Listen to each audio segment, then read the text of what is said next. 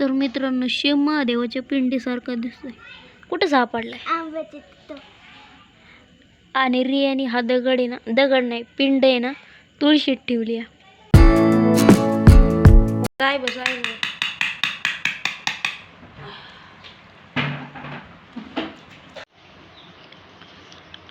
आई पण नाश्ता करायला बसली. एक गोष्ट दावतो तुम्हाला.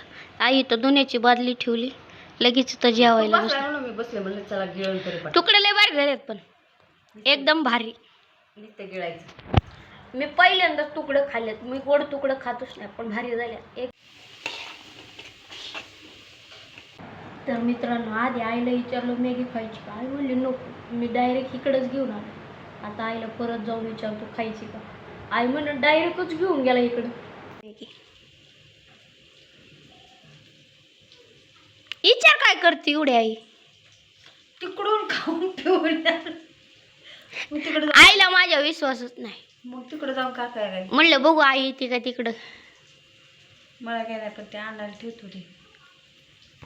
तर मित्रांनो आईला माझ्यावर काही विश्वास नाही. आता एवढी सगळी मॅगी मीच खातो.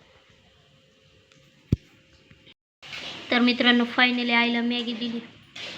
आला होता फटाकडं वाजायला, लगेच रियांश घरी गेला. पळतच घरी गेला. कार गेला नाही घेत मी. नाही घेत. बघू दे मला कसलं दगड आहे. दगड नाही ते असं फिरव की. कुठे शिक्षा सापडलाय. तर मित्रांनो हे दगड आहे ना, शिव महादेवाच्या पिंडीगत दिसतोय. तर मित्रांनो शिव महादेवाच्या पिंडीसारखा दिसतोय. कुठं सापडलाय? आणि रियानी हा दगड आहे ना, दगड नाही पिंड आहे ना, तुळशीत ठेवली आहे. त्याला दूध पण घातलंय. दूध पण घातलंय व्हय? खरं का? खरंच तर कुणालाच माहिती नाही.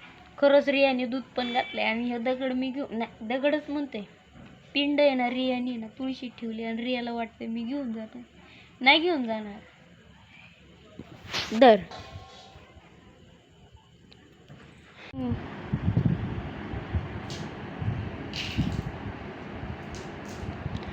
तर मित्रांनो फरशी तापल्यामुळं आई पाणी होती. 5 मिनिटात पाणी वाळणार एवढं गरम झाली आहे फरशी.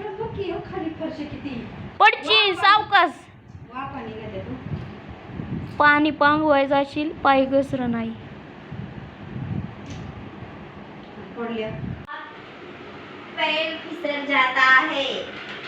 आजच्याला आईला काय झाले काय माहिती, हिंदीच बोलते.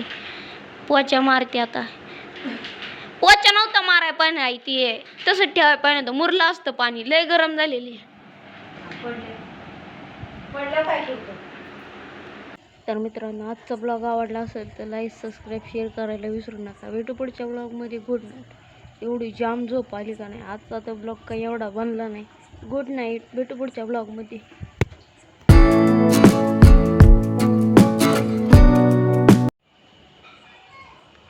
तर मित्रांनो आजच्याला आईने आणि पप्पांनी ना एवढी वाल तोडलेली, जवळजवळ 30-40 किलो वाल असेल एवढा.